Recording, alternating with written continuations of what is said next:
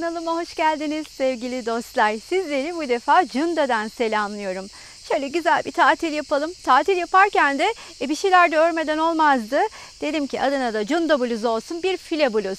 Yanınızda şöyle 50-100 gram civarı bir ipiniz varsa, şayet bir tatildeyseniz ya da evinizde bir tatil hazırlığı yapıyorsanız şöyle bikini mayo üstüne örebileceğiniz 3-4 saatte oturup fıtı fıtı bitirebileceğiniz bir bluzdan bahsediyorum efendim. Siz tabii ki boyunu uzatabilir, bedenini genişletebilirsiniz. Ben size bunlar için gerekli bilgileri zaten vereceğim. Devamını izlemeniz yeterli. Üstümde görmüş olduğunuz bluzu şimdi masaya yatırdım. Çünkü beraber örmek vakti. Söz ettiğim gibi 34'ten 38 bedene kadar uygun benim gösterdiğim sayılar ama modellemede, minik yapımda gösterdikten sonra büyük parçaya geçerken beden ayarlamalarından da size tabii ki söz edeceğim. Bu file bluzu şöyle göstereyim size. Hemen ben ilerlettim bir parçasını. Bademler içine kuruyoruz. Bademler örüp bademlerin üstüne de kuruyorum. Ben öyle çok daha kolayıma geliyor. Nasıl bademleri de kurduğumuzu göstereceğim. Şimdi burada model kurmayı anlatıyorum. Sayı vermiyorum. Sayılara biraz sonra geçeceğiz. Atıyorum mesela buradaki 42 badem içine kurmuştum. Burada minik modellemede şöyle 12 badem falan yapalım birlikte. Onun içine kuralım. Bademe nasıl? Bu arada ben Yarn Art Baby kotonları kullanıyorum. Söz etmedim. Yazlık ipler. Siz Alize, Diva gibi onun türevleri hiç fark etmez. Elinizdeki yazlık ipleri kullanabilirsiniz. Ama bu model için özellikle tavsiyem yazlık ipleri kullanmanızdan yanadır. 3 milim de tığ kullanıyorum. Siz de elinize ve ipinize göre lütfen değerlendirin. Şimdi ilk olarak ilmek alıyorum. İlmeği aldıktan sonra tığımı gayet rahat bir şekilde tutarak örüyorum. 1, 2, 3, 4. Burada eğer sıkarsam alt kısımda kasma olur. Eğer hani ben rahat bırakamıyorum, ne yaparsam yapayım, sıkı örüyorum diyorsanız mutlaka elinize uygun olan tığdan yarım milim, 1 milim büyük tığ kullanmanızı öneririm. Daha sonra tığımın üstüne 2 kere ip doluyorum ve burada örmüş olduğum ilk zincirin içine girip üçlü badem örüyorum. 3 kere de çıktı. Aynı bu şekilde. Bu benim ilk bademim oldu. 34-38 beden için bu bademlerden 42 tane ördüm. 42'nin içine devam ettim. Size şimdi ölçü vereceğim ben. 42'de kaç santim olduğunu birazdan verdiğimde değerlendirin. Ona göre atıyorum benim 42'm, hatta şimdi yapalım hemen onu. Benim 42 bademim 71 santime tekabül ediyor gördüğünüz gibi. 34 sıra ördüm. 34 sıramda 23 santime tekabül etmekte. Buna göre lütfen değerlendirin. Şimdi ben 42 badem diyorum ama sizin 42 bademiniz 60'ta kalırsa tabii ki beden uymaz. Önemli olan verdiğim santime uygun çalışmanız. Tabii ki 71 santim 38 bedene kadar uygun olacaksa bunun da mutlaka atıyorum 40 santim 40 beden yapacaksanız kafadan direkt 3-4 santim fazla, yani 3-4 badem fazla çalışmanız gerekir. Bu ölçüleri lütfen bu şekilde ayarlayın. Bir tane bademimizi örmüştük. Hemen yine 4 tane zincirimi çekiyorum. Bakın elimi gayet rahat bırakarak örüyorum. Tığımın üstüne 2 kere ipimi doluyorum. Buradaki bademin içine batıp yine 3 kere de çıktığım üçlü trabzanımı örüyorum. Hemen 4 zincir, 2 kere dola.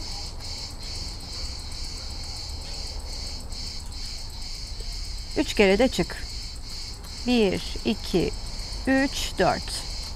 Şöyle minik bir modellemede göstereceğim için 8 tane badem yaptım. Ne demiştim? 42 tane yaptım. 34-38 bedeni, yani benim bedenime, benim üstümde gördüğünüz gibi olması için. Şimdi bu sonuna geldiğimde yine ben hemen burada ilk olarak 5 tane zincirimi çekiyorum. Ve hemen yanımdaki bademin içine batıp bir sık iğne örüyorum. Zincirler aşağıda, ördüğüm üçlü trabzanlar yukarıda. Hemen 1, 2, 3, 4, 5 zincirimi çekiyorum. Yanındaki boşluğun içine bir sık iğne. Yani dünyanın en kolay bluzunu şu anda örüyor olabiliriz arkadaşlar. 5 zincir, boşluğun içine bir sık iğne. 5 zincir, boşluğun içine bir sık iğne. Şimdi sonuna kadar aynı mantıkla örüyorum. 5 zincir, yanımdaki boşluğun içine bir sık iğne. Biz üst sıraya da birlikte çıkalım. Sona kadar geldim. Hemen bu sondaki bademin içine de bir sık iğnemi ördükten sonra hemen yine 5 tane zincirimi çekiyorum. Döndürüp boşluğun içine batıp sık iğnemi örüyorum. Aynı şöyle. Sıradakine batıyorum. 1, 2, 3, 4, 5 geldim. Sonuna kadar yine geleyim aynı mantıkla. Bir üst sıraya da birlikte çıkalım. Akılda soru kalmasın. Yine sondayım. Aynen 5 zincirimi çektim. Buradaki boşluğun içine battım. Sık iğnemi ördüm. Hemen yine 5 tane zincirimi çekiyorum. Döndürüyorum. Hemen yanımdaki boşluğun içine batıp bir sık iğnemi örüyorum. 5 zincir, sık iğne. Aynen bu şekilde istediğiniz uzunluğa kadar. Yani bu mantıkla şöyle söyleyeyim. File elbise de yapabilirsiniz. Çok da güzel olur. Benim yaptığım crop bluz, siz daha uzun bluz yapabilirsiniz. Tunik gibi örebilirsiniz. Dediğim gibi ben 34 sıra ördüm. Lütfen siz kendi zevkinize göre boyunu ayarlayın. Şurada da sona birlikte gelelim istiyorum. Sonra artık diğer parçada, asıl parçamızda modeli tamamlayalım. Yine sona geldim.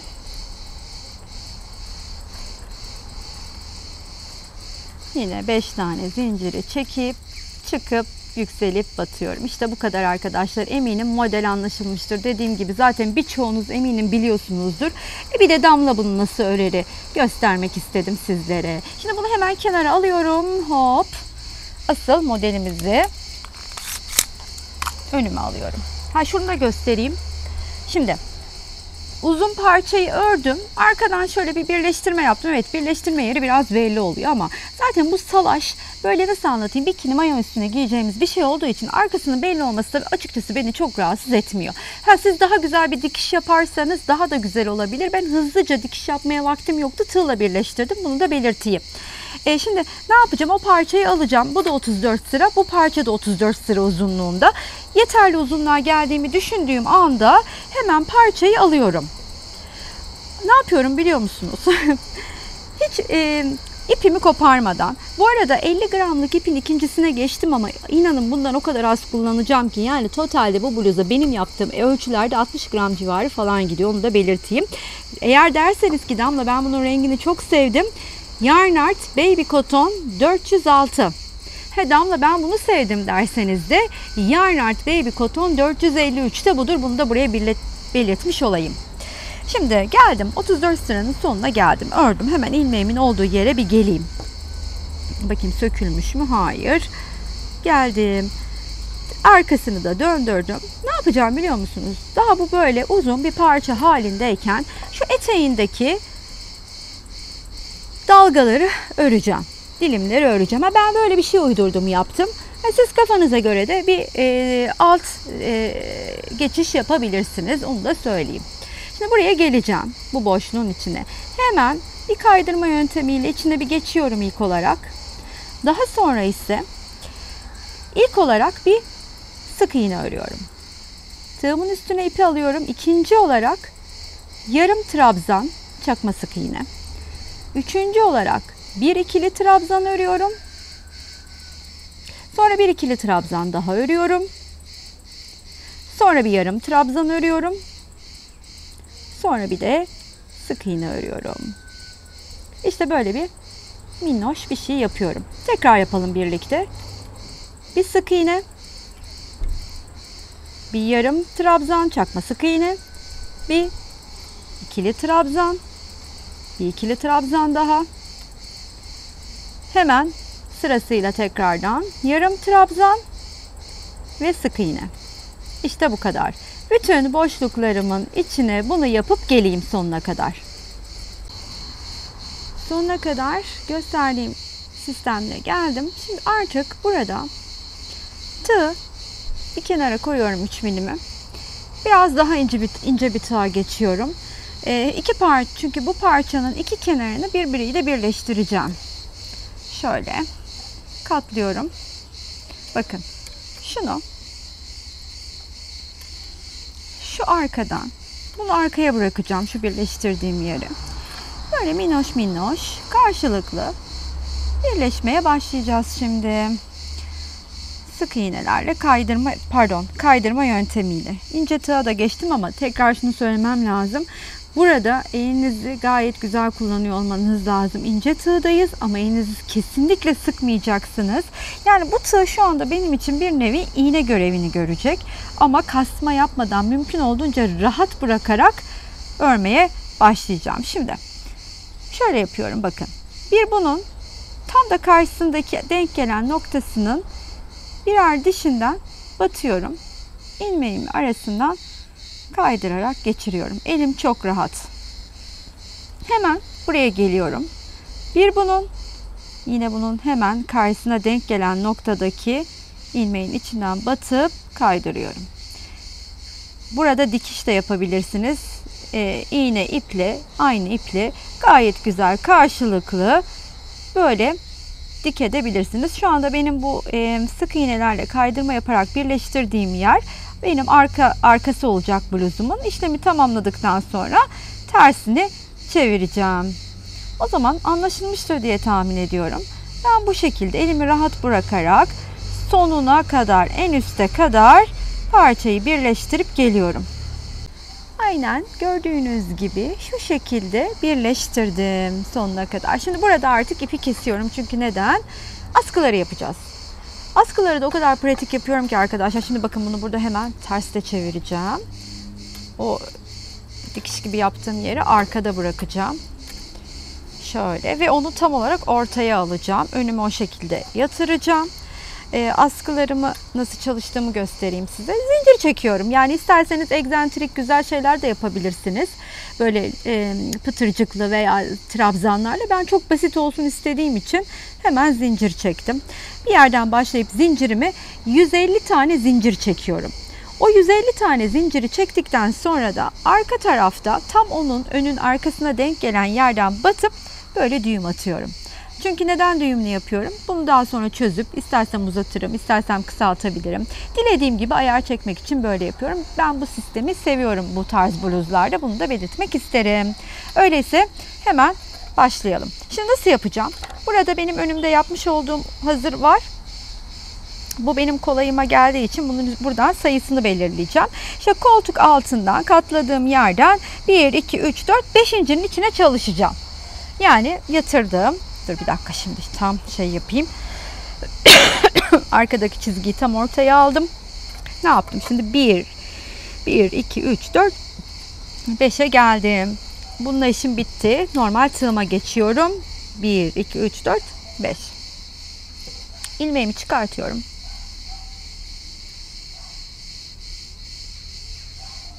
Buraya batıyorum. Ve bir sık iğne ördükten sonra başlıyorum zincirimi çekmeye. 1, 2, 3, 4 diye 150 tane çekeceğim. 150 demiştim ama 120 zincir yeterli. Ben yanlış söyledim. Sayıyı unutmuşum. Zinciri çektiğimde fark ettim. 120 gayet yeterli askı için. Bunu hemen burada şimdi şöyle bir tane daha çekip şöyle güzelce kapatıyorum. Kesiyorum. Diğer tarafa geliyorum hemen. Şimdi bunu koltuk altına ayarlayacağım ki eşit olsun diye. 1, 2, 3, 4, 5 demiştim. Şimdi buradan da geliyorum. 1, 2, 3, 4, 5'e. Burada da 5'i bulup 5'in içine yapacağım zincirimi. Yine 120 tane zinciri de buraya çekeceğiz. Aynı size gösterdiğim gibi. Geldim. Pardon bir saniye. Sık iğnemi ördüm. Başladım 120 zincir çekmeye. 1, 2, 3, 4. 96, 97, 98, 99. Himme 100. daha diye bağırıp sana soru sorasım geliyor böyle saydıkça. Aşkım biz kaç kere daha başa dönüp çekeceğiz Hadi zincir? 96 100. mıydı? Aşkım ya. Kaçtı? 100 galiba. 100, 101. 9995, 9996, 9997, Emeka! 9998, Emeka! 9999, 10.000. Ne var lan? 102, 103, 104, 105, 106, 107, 108, 109, 110, 111, 112, 113, 114, 115, 116, 117, 118, 119, 120. Çok şükür 120'ye kadar sayabildik. Saydıktan sonra da şöyle güzelce bir kilitliyorum. Ve kesip hop geliyorum, şimdi arkasını döndüreceğim. Arkasını döndürdüğümde de tam olarak karşına gelen yerin boşluklardan birinin içine batıyorum, şöyle içinden geçiriyorum. Ve aslında bunu üstünüze ilk giydiğinizde yaparsanız böyle çok daha güzel olacaktır. Şöyle ne yapıyorum? Şöyle alıyorum bunu. Güzelce şöyle bir arkada düğüm yapıyorum ama şimdi bu ipleri falan gizlemedim ya, vakit kaybetmeyeyim diye o ipleri de tabii yok edeceğim. Bunu da gene hemen arkasındaki boşluğa geliyorum, takıyorum. Hop, bunu da böyle çıkartıp şuradan yine bir minnoş bir düğüm yapıyorum. Sonra bunu üstünüze giyip ayarlarsınız. Şöyle döndürelim ve işte dünyanın en kolay, en basit, yolda falan örebileceğiniz, hatta plajda örüp üstünüze giyebileceğiniz bir cropu diyebilirim. Umarım hani anlaşılır olmuştur sizin için de diye düşünüyorum. O zaman ben bunu bir giyeyim de mi geleyim acaba? İşte üstümde bile. Yani birkaç saatte örüp giyebileceğiniz, kızınıza, işte efendim gelininize, yeğeninize, kendinize, kime isterseniz yapıp hemen bikinisinin, mayosunun üstüne giyip sahile gidebileceği dünyanın en kolay bluzunu birlikte örmüş olduk. Şöyle bir de üstümde size göstereyim dedim efendim. Sayıları zaten, ölçüleri videoda mevcut. Umarım hoşunuza gitmiştir. Yapmak isteyenlere şimdiden kolay gelsin. Ellerinize sağlık diliyorum. Tabii şimdi benden istiyorum sizden. Her zaman böyle üstündeyken gösteriyordum ama nasıl yapacağım? Ben böyle yarısını koyayım kalbi. Siz de diğer yarısını tamamlayın sevgili dostlar. Beğendinizse şayet. Buraya kadar izleyen herkese çok teşekkür ediyorum. Beğeni ve yorumlarınız benim için çok kıymetli. Abone olmayı unutmazsanız beni çok mutlu edersiniz. Sıradaki videolarda görüşmek üzere. Hoşça kalın arkadaşlar.